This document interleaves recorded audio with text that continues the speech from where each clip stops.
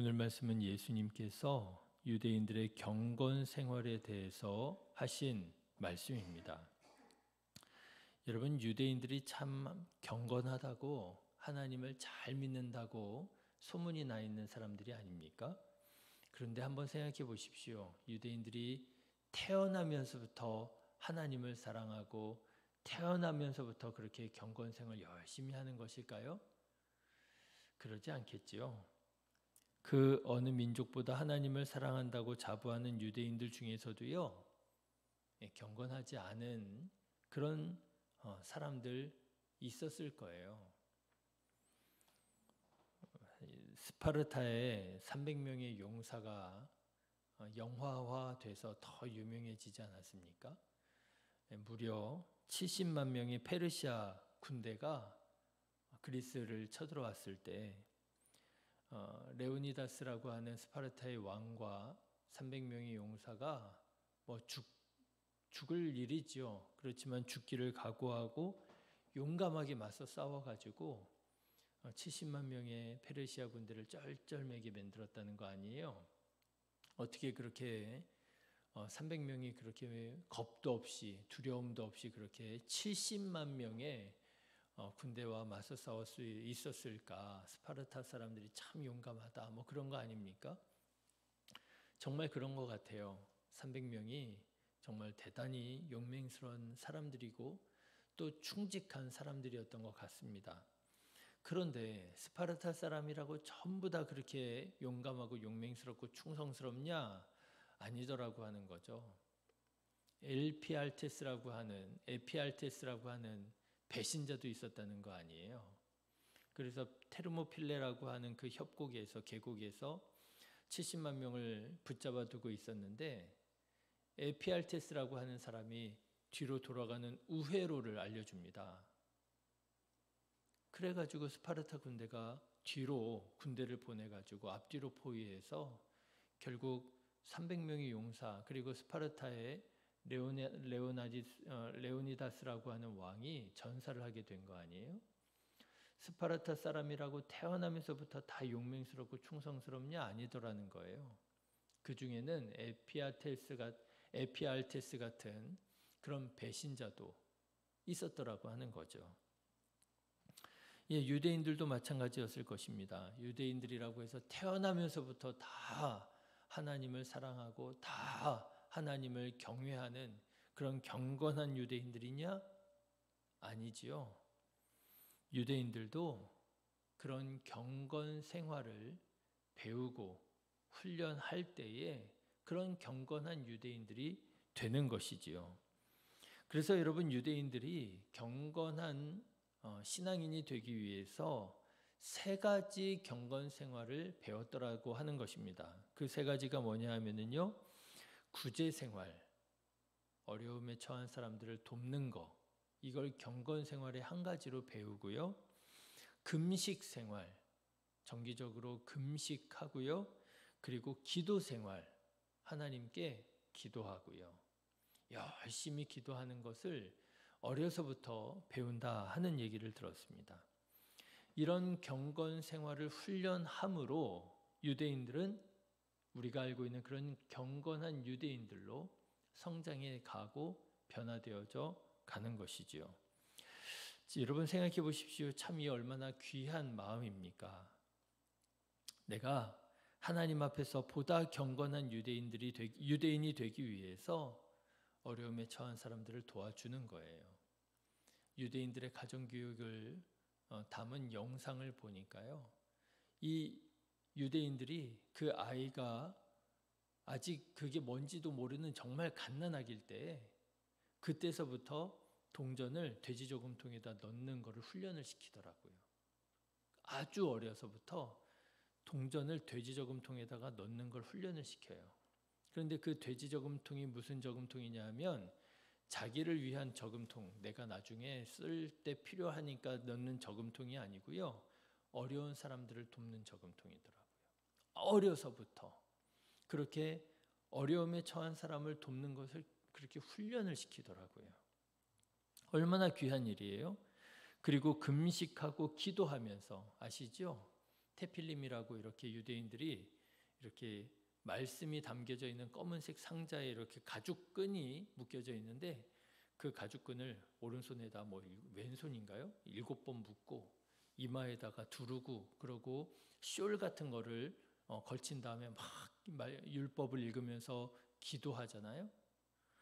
네, 얼마나 귀한 마음입니까? 금식하면서 기도하면서 하나님의 뜻을 구하고 하나님의 목적대로 살아가기를 결심하고 정말 제가 하나님이라도요 이렇게 열심히 경건 생활을 훈련하고 배우려고 하는 유대인들을 보면 너무 예쁠 것 같아요. 여러분 자녀들 다 키워보셨잖아요. 자녀들이 부모님 뜻을 알기 원하고 부모님 원하는 대로 살기를 원해서 막 애를 쓰는 모습을 보이면 얼마나 예뻐요, 부모 입장에서. 그런데 유대인들이 그렇게 하나님께서 보실 때 예쁘게, 하나님께서 보실 때 경건하게 살아가기를 애를 쓰는 걸 여러분 하나님이 보실 때 얼마나 기뻐하시겠어요. 네, 신앙생활에 있어서 이렇게 보다 경건한 그리스도인이 되기를 원하는 마음을 품는 것, 이거는요 정말 귀한 마음이 아닐 수 없지요. 여러분 이런 마음 품으실 수 있기를 주님의 이름으로 축원합니다. 내가 하나님 보실 때 기특하다 할 그런 어떤 신앙인으로 변화되어져 가기를 품는 거예요. 하나님께서 나를 보실 때 흐뭇해 하실 거를 생각하면서 상상하면서 그래 내가 이렇게 말씀에 순종하여 살아가기를 애를 쓰는데 하나님 기뻐하시겠지, 기뻐하실 거야. 여러분 이런 생각 가지고 이런 열망을 가지고 살아가는 걸 생각해 보십시오. 얼마나 귀한 일입니까? 제가 이렇게 보면은요 사람 중에는 마음이 꺾인 사람들이 있더라고요. 몸이 아픈 게 아니고요 마음이 꺾인 사람들이 있더라고요. 아주 육신으로는 아픈 게 없어요. 건강합니다. 그런데 소위 그런 말 하잖아요. 사람 구실을 못한다고. 건강한데도 사람 구실을 못하는 그런 분들이 계셔요. 왜 그런가? 마음이 꺾인 거예요. 선한 마음을 품지를 못해요. 선한 마음을 품지를 못해요. 선한 마음을 품기만 하면 얼마든지 귀한 일들을 감당할 수 있을 텐데 이 마음이 꺾여버리면은요 선한 마음을 품지 못하고 선한 뜻을 품지 못하고 하나님의 나라를 바라보지 못하고 변명하고요 남 탓하고요 핑계대고요 그렇게 자기 자신을 놓아버리더라고요. 자포자기를 하더라고요. 여러분 볼 때 얼마나 답답한지 모릅니까? 얼마나 답답한지요.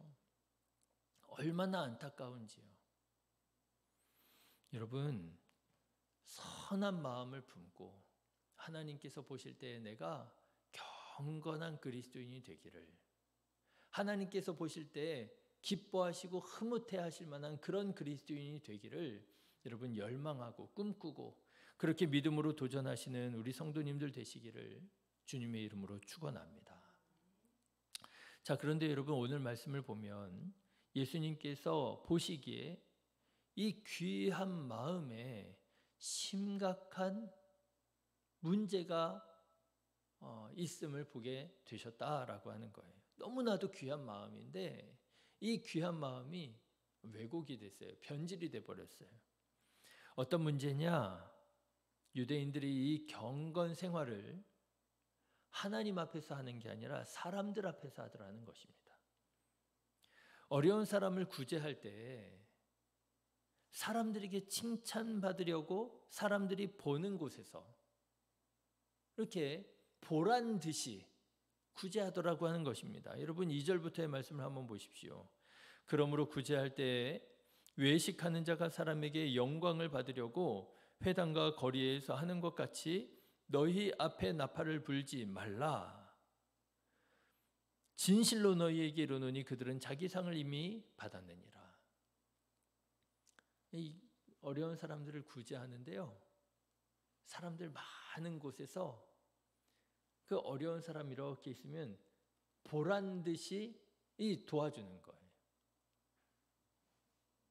기도를 하는데요, 하나님께 기도를 하는 게 아니라 사람들 들으라고 기도를 하는 거예요. 5절 말씀 보실까요? 또 너희는 기도할 때 외식하는 자와 같이 하지 말라. 그들은 사람에게 보이려고 회당과 큰 거리 어귀에 서서 기도하기를 좋아하느니라. 하나님께 하는 기도가 아니었던 거예요. 사실은 그 너무 귀한 마음인데요, 하나님께 기도하고 너무 귀한 마음인데요, 그게 하나님께 하는 기도가 아니었네요. 보니까 사람 들으라고 하는 기도였네요. 금식을 하는데 하나님의 은혜를 구하면서 간절히 금식하는 게 아니라 사람들에게 인정받으려고 금식을, 내가 금식하고 있어요 티를 팍팍 내고 있더라고 하는 거예요. 16절의 말씀을 한번 보십시오. 금식할 때에 너희는 외식하는 자들과 같이 슬픈 기색을 보이지 말라. 그들은 금식하는 것을 사람에게 보이려고 얼굴을 흉하게 하느니라. 하나님 앞에서 금식을 하는 게 아니라 누구 앞에서요? 사람 앞에서 금식을 하더라는 거예요. 여러분, 예수님께서 유대인들의 경건 생활을 보십니다. 금식하고요, 기도하고요, 구제하고요, 얼마나 귀한 일입니까? 그런데 안타깝게도 예수님께서 그들의 중심, 그들의 마음을 보셨을 때 이 사람들이 그게 하나님 앞에서 경건 생활을 하는 게 아니라 사람들 앞에서, 사람들 보이도록, 사람들에게 인정받으려고, 사람들에게 칭찬받으려고 경건 생활을 하고 있더라라고 하는 거예요. 너무 안타까운 일인 것이지요. 그래서 여러분, 이 유대인들의 그 귀한 마음이 점점 왜곡이 되는데, 어떻게 왜곡이 되느냐? 경건 생활이 경건 생활이 아니라 위선 생활이 되더라라고 하는 거예요. 방금 전에 읽은 몇 구절의 말씀을 보시면은요, 예수님께서 이런 말씀을 하세요. 외식하는 자, 그렇죠? 외식하는 자, 사람들에게 보여주려고 하는 위선적인, 속과 겉이 다른 위선적인 외식하는 그런 생활이 되더라는 거예요. 시작은 하나님 앞에서 하는 경건 생활로 시작을 했는데요, 자꾸만 사람들을 의식하고 자꾸만 사람들을 인정받고 사람들에게 칭찬받으려고 그런 마음을 조금씩 품다가 보니까 나중에는 이게 경건 생활이 아니라 사람들 앞에서 하는 위선 생활, 외식 생활이 되어져 버리더라고 하는 거예요. 여러분, 사람들의 시선을 의식하는 게 참 위험합니다. 물론 때로는 도움이 되기도 해요. 때로는 도움이 되기도 합니다. 그래도 내가 그리스도인인데 내가 이렇게 살면 안 되지, 그렇잖아요. 그래도 내가 그리스도인인 걸 아는 사람이 내가 살아가는 걸 보고 실망하고 낙심하면 어떡해. 그래도 내가 그리스도인인데 이렇게 살면 안 되지, 그러지 않습니까? 저도 그럴 때가 있어요. 새벽 예배 같은 경우도 대표적인 예죠. 목사가 새벽 예배 빠지면 안 되지, 그렇지 않습니까? 새벽 예배 드리려고 왔는데 목사님이 못 일어나가지고 새벽 예배 안 나왔어요. 제가 그런 경우가 더러더러 있었잖아요. 그러면 생각으로는 이해가 되잖아요. 그럼 사람이 못 일어날 수도 있지. 근데 여러분, 마음이 어때요? 마음은 조금, 그죠? 조금 불편하잖아요. 그래도 내가 이렇게 새벽에 나와서 하루의 첫 시간을 하나님께 예배로 또 말씀으로 시작하고자 나왔는데 목사님이 안 나왔네, 그러실까 봐 제가 기를 쓰고 더 빠지지 않으려고 노력하잖아요. 장로님들도 마찬가지고 권사님들도 마찬가지 아니겠습니까?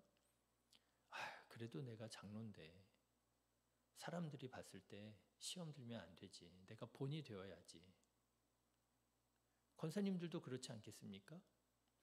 사람들의 눈을 의식한다는 것이 때로는 도움이 되기도 합니다. 때로는 도움이 되기도 해요. 그런데 여러분, 이렇게 다른 사람들의 시선, 다른 사람들의 칭찬, 다른 사람들의 인정에 우리가 기대어서 신앙생활을 계속하는 것은 건강하지가 않아요. 말씀드린 것처럼 그게 난 분명히 경건생활로 시작했는데 자꾸 사람들을 의식하다 보면 이게 경건생활이 아니라 외식생활이 되고 위선생활이 될 수 있더라고 하는 거예요. 사람들이 알아주지 않아요? 칭찬해 주지 않아요? 인정해 주지 않아요? 그러면은 기분이 나빠져요. 내가 새벽 예배도 이렇게 열심히 하는데 왜 사람들이 나를 이렇게 인정해 주지 않는 거야? 이런 거죠.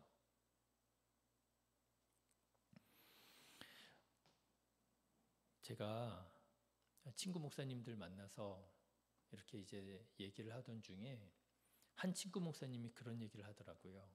새벽 예배가 끝난 후에 이제 기도를 인도하는데 자리에서 이렇게 기도하지 않고 새벽 예배 끝난 다음에 앞에서 설교하던 그 자리에서 기도를 인도한다는 거예요. 근데 제가 그 말을 들었는데 한 2년 전쯤 된 것 같아요. 2년 전쯤에 그 친구 만나서 이런저런 얘기하다가 그 얘기를 듣고 도전이 됐어요. 그거 참 좋다.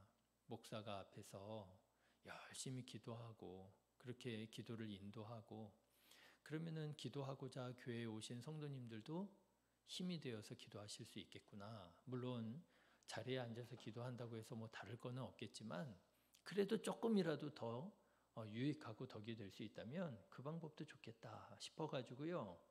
그래서 제가 한 2년 전 정도부터 그럼 나도 강대상에서 설교하던 자리에서 계속해서 기도해야 되겠다 해서 제가 이제 강대상에서 기도를 하기 시작을 한 거예요.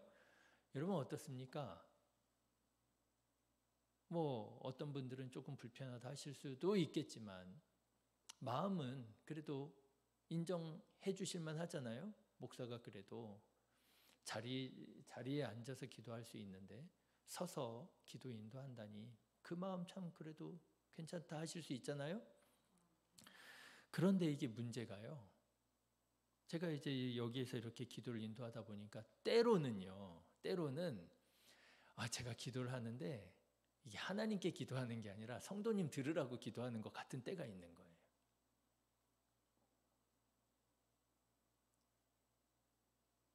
기도의 분위기를 만들려고 제가 기도하는 것 같고요. 제가 기도를 하는 게 아니라 기도의 분위기를 만들려고 기도하는 것 같고 하나님께 간절한 마음으로 기도하는 게 아니라 성도님들 들으라고 기도하는 것 같고 제가 그렇게 기도를 한다는 게 아니고요. 그렇게 의식이 될 때가 있더라는 거예요. 그래서 이거는 아니다 하는 생각이 들어서 그런 느낌이 들 때면 그냥 제가 자리에 앉아서 기도를 하고 그럽니다. 요즘에 제가 자리에 앉아서 좀 기도를 하잖아요. 여러분 우리가 신앙생활을 위선적으로 신앙생활을 하려고 하는 사람이 있겠어요? 없겠어요? 없지요. 외식하는 신앙생활을 하고자 신앙생활을 하는 사람이 있겠어요? 없겠죠. 다 처음에는요. 하나님 앞에서 내가 신앙생활을 하겠다고. 오직 하나님께서 보실 때 내가 정말 기뻐하실 만한 내가 그런 그리스도인이 되고 싶다고. 그렇게 신앙생활 시작하시는 거고 그렇게 경건생활 하시는 거잖아요. 그런데 처음에는 다 그렇게 하나님 앞에서 시작을 했는데 이게 아무래도 교회라고 하는 것도 공동체이고 관계가 있고 하다 보니까 직분을 받고 하다 보니까 나도 모르게 사람들의 눈을 의식하게 되고 사람들의 인정을 받고 싶고 칭찬을 받고 싶은 마음이 들게 되고 그러다 보니까 자꾸만 이게 처음에 가졌었던 그 마음, 하나님의 시선을 의식하는 마음에서 자꾸만 사람들의 눈을 의식하는 마음으로 변화되어져 가다 보니 조금씩 마음을 빼앗기다 보니 어떻게 돼요? 이렇게 외식하는 마음으로 조금씩 변화되어져 가더라고 하는 것입니다. 여러분, 그래서 우리는 의도적으로라도 사람들이 보지 않는 곳, 사람들이 들을 수 없는 곳으로 홀로 조용히 들어가서 경건 생활을 다시 도전할 필요가 있다라고 하는 것입니다. 아무도 없는 곳으로, 아무도 없는 때에 하나님 앞에 나오는 거예요. 여러분 1절의 말씀을 한번 보실까요? 예수님께서 이렇게 말씀하십니다. 사람에게 보이려고 그들 앞에서 너희의 의를 행하지 않도록 주의하라. 그리하지 아니하면 하늘에 계신 너희 아버지께 상을 받지 못하느니라. 사람들 앞에서, 그들 앞에서 너희의 의를 행하지 않도록 주의하라. 그러니까 사람들 앞에서 떠나가지고요, 사람들이 없는 곳으로 찾아 들어갈 필요가 있다라는 거예요. 여러분은 아무도 보지 않을 때 여러분은 어떤 그리스도인이십니까? 우리가 소위 계급장 뗀다 그러잖아요. 여러분 하나님 앞에서 계급장 떼고, 저는 목사라고 하는 계급장을 떼고, 여러분들은 여러분들이 받은 그 직분이라고 하는 계급장을 떼고, 여러분 오직 홀로 하나님 앞에서 여러분은 어떤 그리스도인이십니까? 아무도 보지 않은 그곳에 여러분들은 어떤 신앙인이십니까? 여러분 아무도 없는 그곳에서 여러분은 어떤 장로님이시고 어떤 권사님이시고 어떤 집사님이십니까? 어쩌면 아무도 보지 않을 그 때가 하나님께서 보실 때일는지도 모르겠습니다. 사람들 앞에서는 다 잘하죠. 그렇죠? 사람들 앞에서는 다 잘합니다. 그런데 아무도 보지 않는 그때에 나는 어떤 사람인가? 아무도 보지 않은 그때에 경건하고 신실하고 하나님께서 기뻐하시고 하나님께서 흐뭇해하시는 우리 성도님들 되시기를 주님의 이름으로 축원합니다. 그래서 여러분 4절의 말씀을 보니까 이렇게 되어 있어요. 내 구제함을 은밀하게 하라. 은밀한 중에 보시는 너희 아버지께서 갚으시리라. 아무도 없는 그곳에 계신 하나님께서 아무도 모르게 하는 나의 경건 생활을 아시고 기뻐하시고 복을 내려 주신다. 예수님께서 말씀하십니다. 바라기는 이렇게 하나님께서 베풀어 주시는 은혜와 복으로 충만하여서 그 누구도 뺏을 수 없는 기쁨으로, 감사함으로, 은혜로 살아가는 우리 성도님들 되시기를 주님의 이름으로 축원합니다. 기도하겠습니다.